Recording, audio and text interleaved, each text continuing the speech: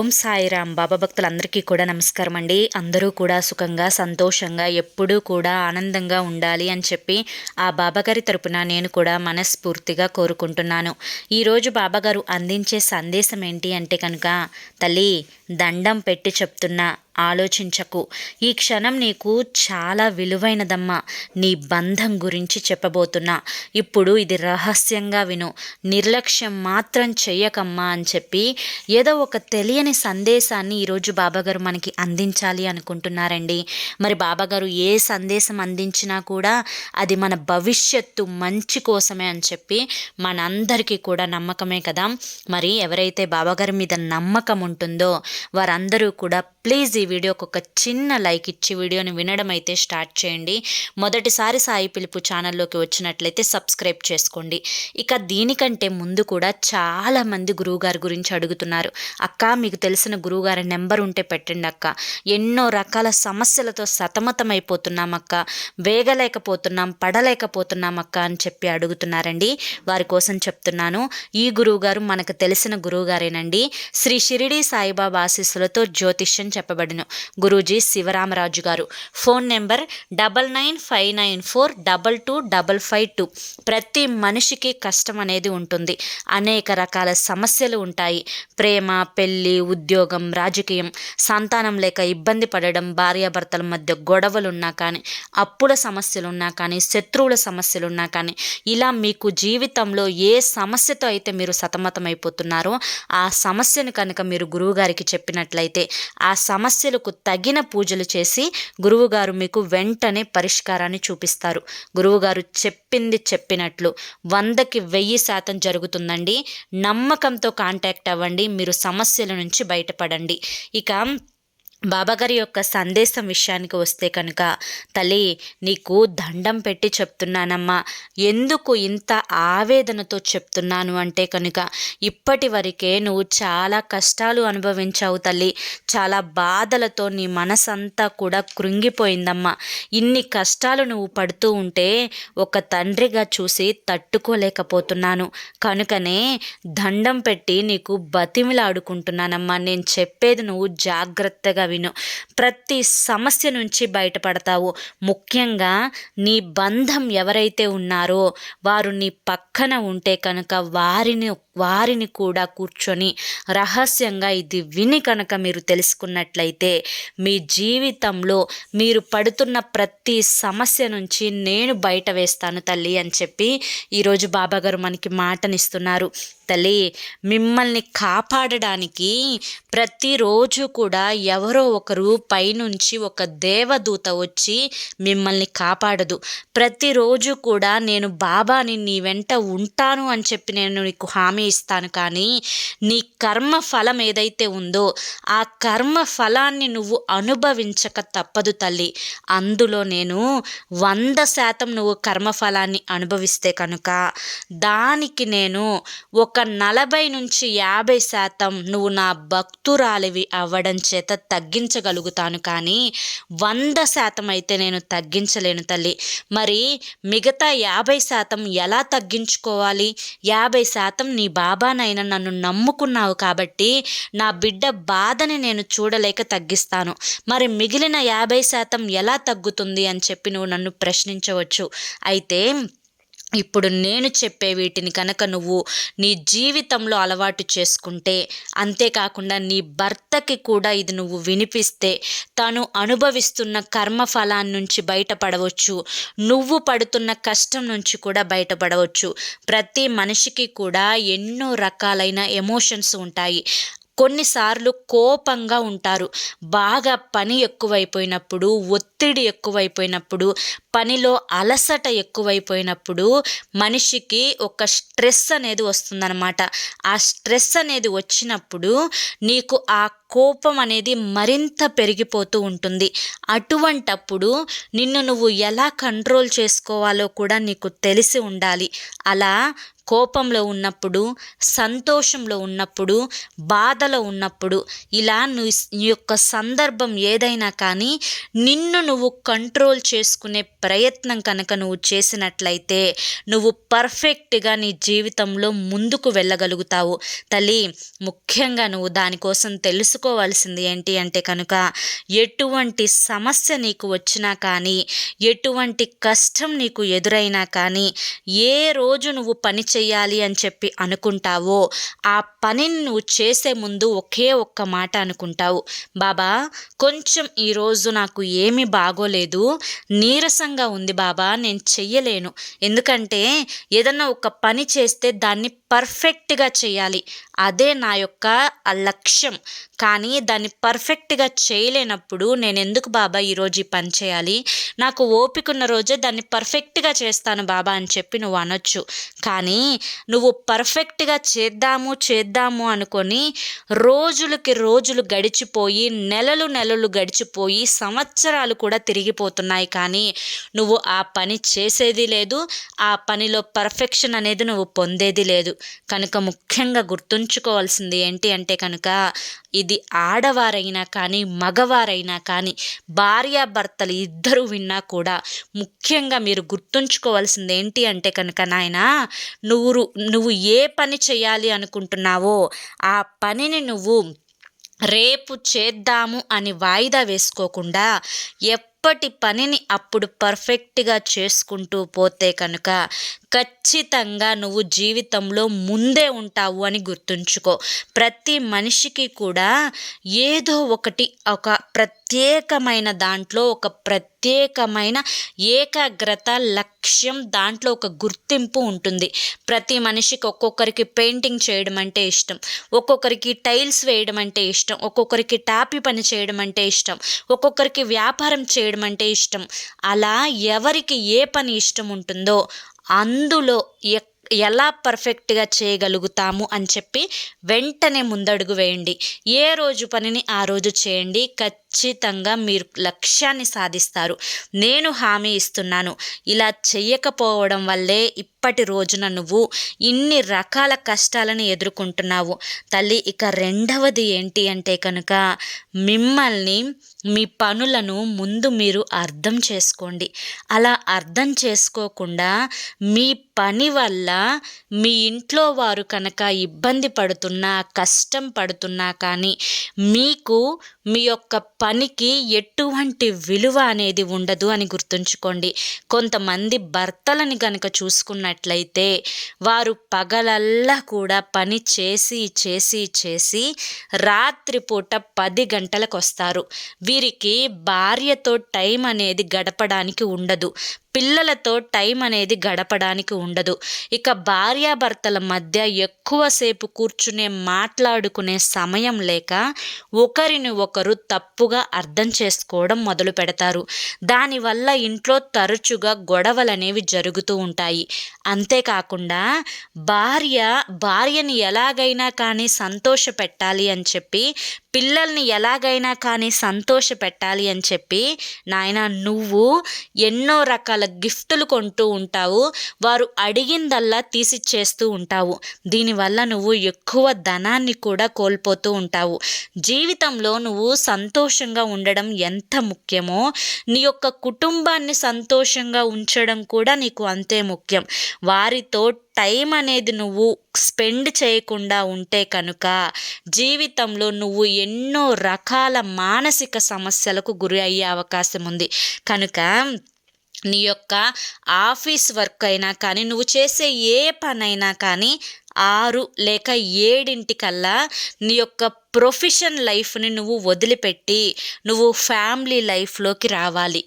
7 నుంచి మళ్ళీ మరుసటి రోజు నువ్వు పనికి వెళ్ళేంత వరకు కూడా పిల్లలతో, భార్యతో ఎక్కువ సమయాన్ని గడుపుతూ, మంచి చెడు అడుగుతూ, ఆరోగ్యం గురించి తెలుసుకుంటూ, పూర్తి సమయాన్ని 6 అంటే సాయంత్రం 6-7 గంటల నుంచి మళ్ళీ మరుసటి రోజు నువ్వు పనికెళ్ళేంత వరకు కూడా ఇక వేరే ధ్యాస, వేరే ప్రొఫెషన్ అనేది ఏది కూడా లేకుండా భార్య బిడ్డలతో కనుక నువ్వు ఉండగలిగావు అంటే నీ యొక్క కుటుంబం ఆరోగ్యంగా ఉంటుంది సమాజంలో. కుటుంబం ఆరోగ్యంగా ఉంటుంది అంటే కనుక ఇక్కడ బాబు శారీరకంగా కాదు నాయన, మానసికంగా భార్య పిల్లలు సంతోషంగా ఉంటారు, నలుగురిలో విలువగా ఉంటారు. మీ ఇద్దరి మధ్య ఒకరికొకరు తెలుసుకోవడం వల్ల, ఒకరి కష్టాలు ఒకరు పంచుకోవడం వల్ల మీ ఇద్దరు కూడా చాలా అన్యోన్యంగా ఉంటారు. ఇది లైఫ్లో గుర్తుంచుకోవాల్సిన ఏకైక పాయింట్. ప్రతి మగ మనిషికి కూడా ఖచ్చితంగా నువ్వు ఇది పాటించి తీరాలి నాయన. ఇక ముఖ్యమైనది ఏంటి అంటే కొన్నిసార్లు మనకి బలంగా కొన్ని విషయాలు అనేవి అనిపిస్తూ ఉంటాయి. కొన్నిసార్లు అవే మనకి అయ్యో ఇది చేస్తే నేను లాస్ అయిపోతానేమో, నేను నష్టపోతానేమో అని చెప్పి నీకు అనిపిస్తూ ఉంటుంది. అలా కాకుండా కొన్నిసార్లు గట్ ఫీలింగ్ అని చెప్పి అంటారు కదా, అలా ఈ పని చేస్తే నేను ఖచ్చితంగా సక్సెస్ అవుతాను అని చెప్పి నీ గట్ నీకు చెప్తుంది.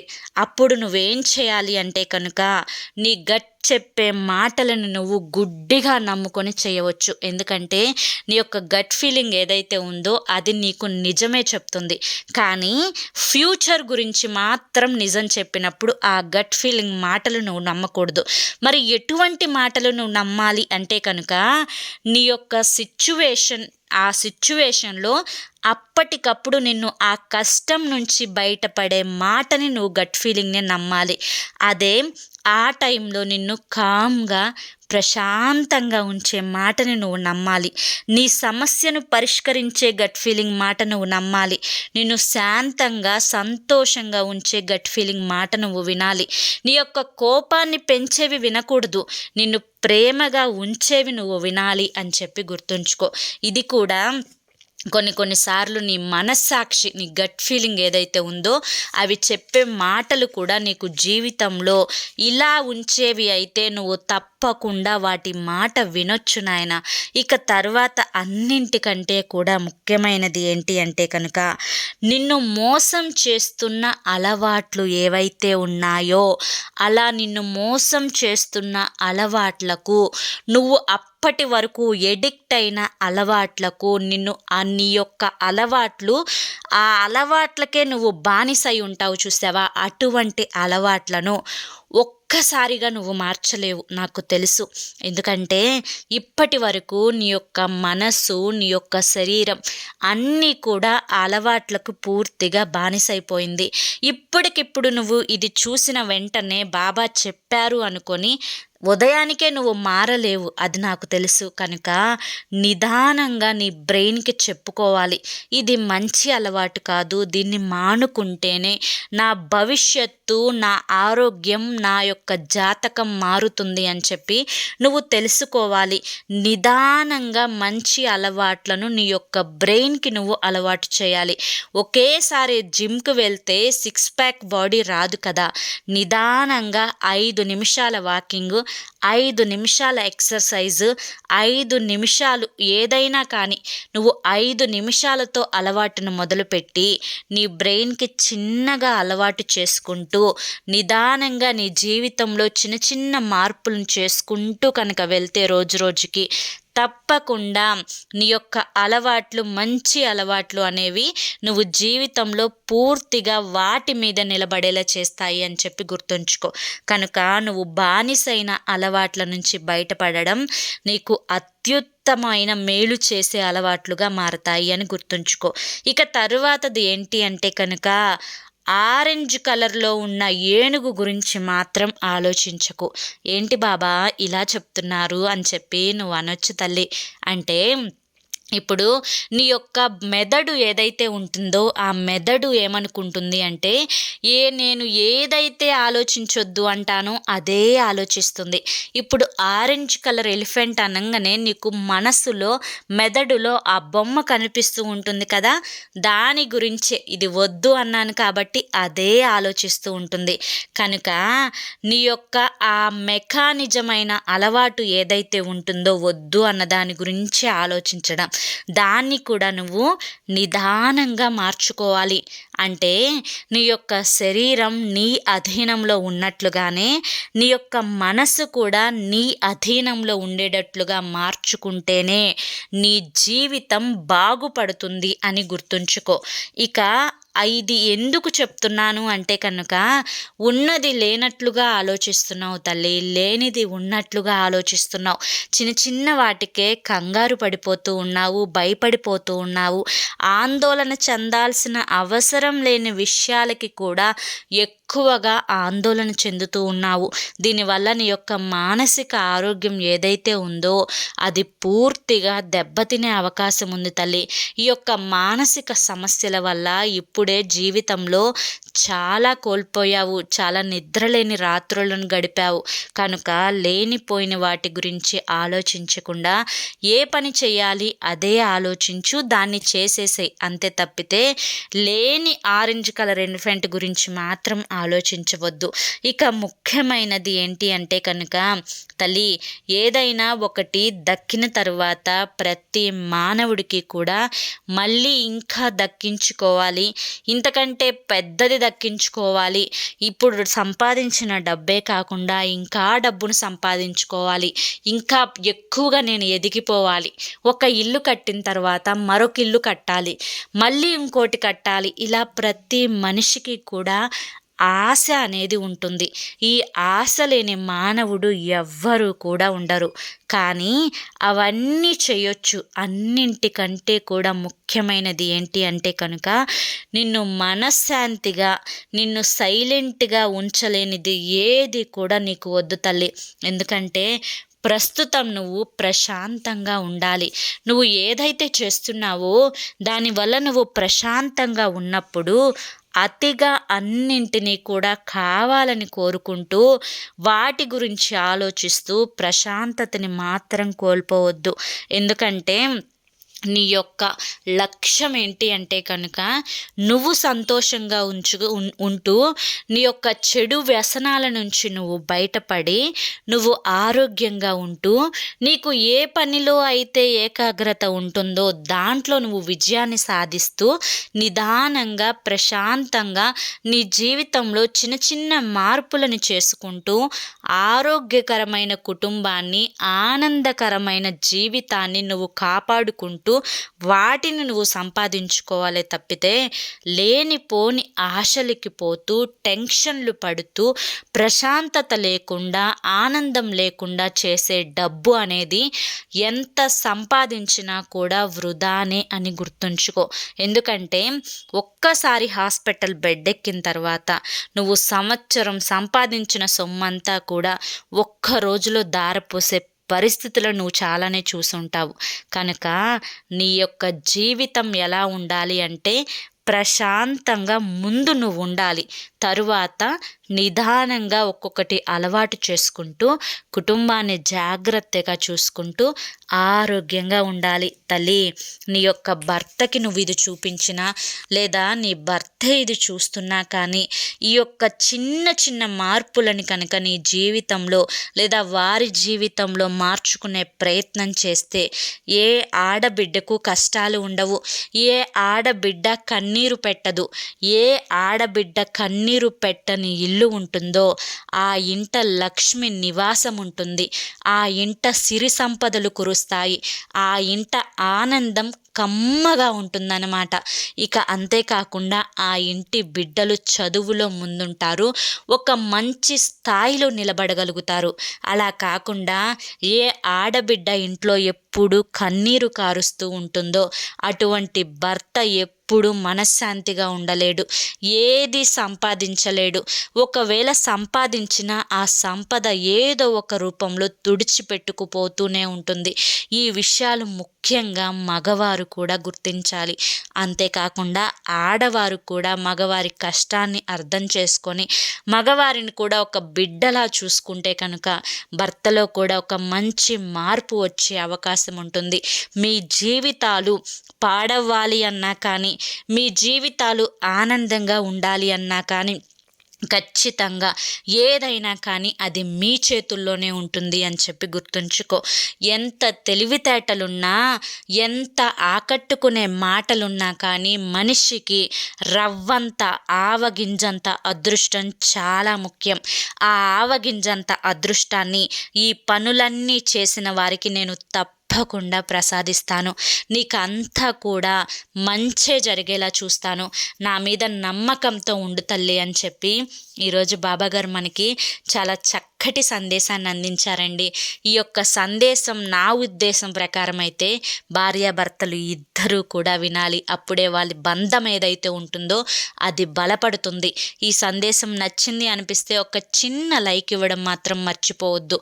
మొదటిసారి సాయి పిలుపు ఛానల్లోకి వచ్చినట్లయితే కనుక కింద రెడ్ కలర్లో కానీ బ్లాక్ కలర్లో కానీ సబ్స్క్రైబ్ అనే బటన్ ఉంటుంది. దాన్ని ప్రెస్ చేసి పక్కనే ఆల్ సింబల్ ఉన్న బెల్ని యాక్టివ్ చేసుకుంటే ప్రతిరోజు బాబాగారి సందేశాలు అనేవి మీకు నోటిఫికేషన్ రూపంలో వస్తాయి. మరి కొంతమంది బాబా భక్తులకు ఈ వీడియోని ప్లీజ్ షేర్ చేయండి, సబ్స్క్రైబ్ చేసుకొని సపోర్ట్ చేయండి. రేపు మరొక మంచి సందేశంతో తప్పకుండా కలుసుకుందాం. అంతవరకు కూడా బాబా ఆశీస్సులు మీపై ఉండాలి అని చెప్పి మనస్ఫూర్తిగా కోరుకుంటూ సర్వే జన సుఖినో భవంతు. ఓం సాయిరామ్.